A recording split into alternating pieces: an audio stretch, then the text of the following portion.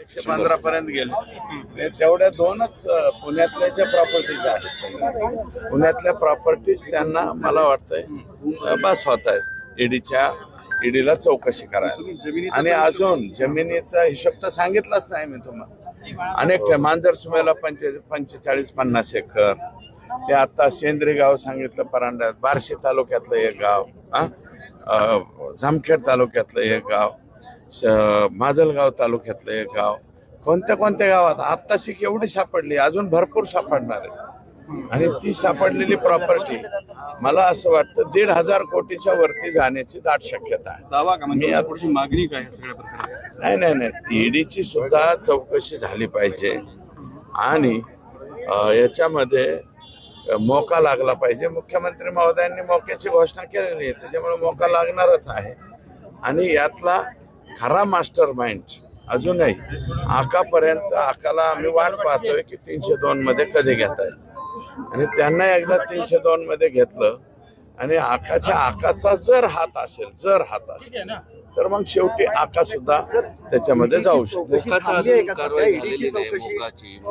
मोकाची कारवाई व्हायला त्याला जस्टिफिकेशन द्यावे लागतात. मोकाची त्याला आता आयजी लेवलची ही आहे. माझ्या मते मला माहित व्हावं असं वाटतं की डीजी आणि राज्य सरकारचं जे डीजी आहे, डीजींची परवानगी घ्यावी लागत असेल, ती प्रक्रिया चालू असेल.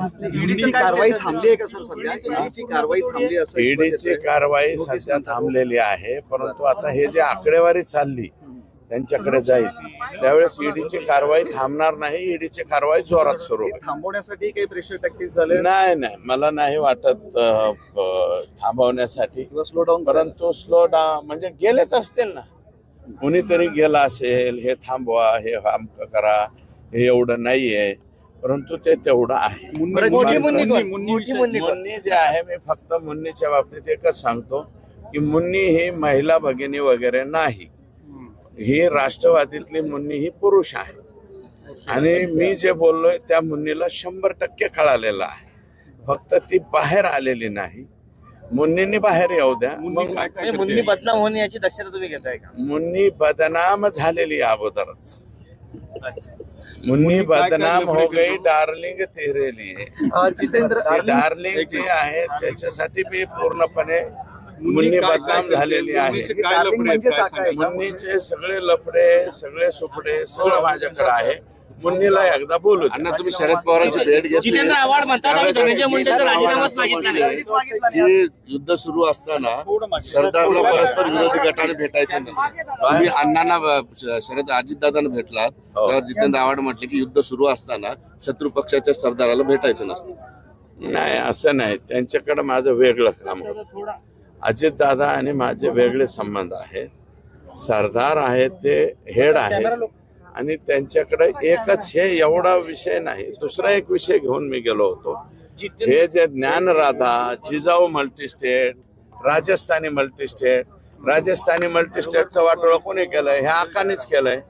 आका आणि त्यांच्या आका दोघांनी मिळून लोकांना कर्ज मोठ्या प्रमाणावरचे त्यात दिले आणि नंतर बँक बुडाली म्हणून यांनीच वारडा केला. त्याच्यामुळे ते बिचारा भैयानी मातीत गेलं ना, जेला ते आता. लक्ष्मण हाकेने काल तुमच्यावर आरोप केले, ते म्हणाले की राम मंदिराचा 7-12 महसूल. हे बघा, मला ऐका, हाके साहेबांच्या वरती मला काही बोलायचं नाही. मी आधी सांगितलं, इतर डायव्हर्सिफिकेशनचा हा प्रकार आहे.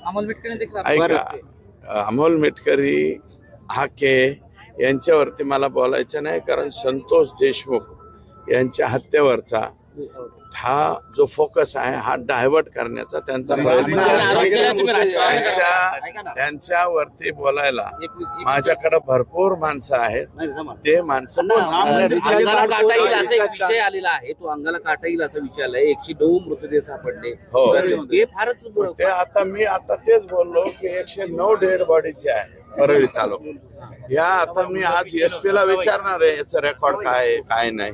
कार्ड रिचार्ज कोणते? ओळखून घ्या.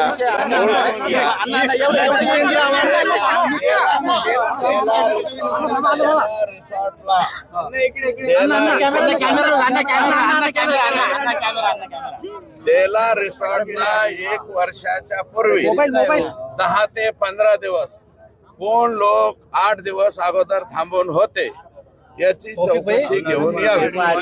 तुमचाच माणूस होता आणि निवडणूक निधी दिल्याचा सुद्धा आरोप करायला लागले, त्याच्यात काय एवढं उघड्यावर नाही पडलो.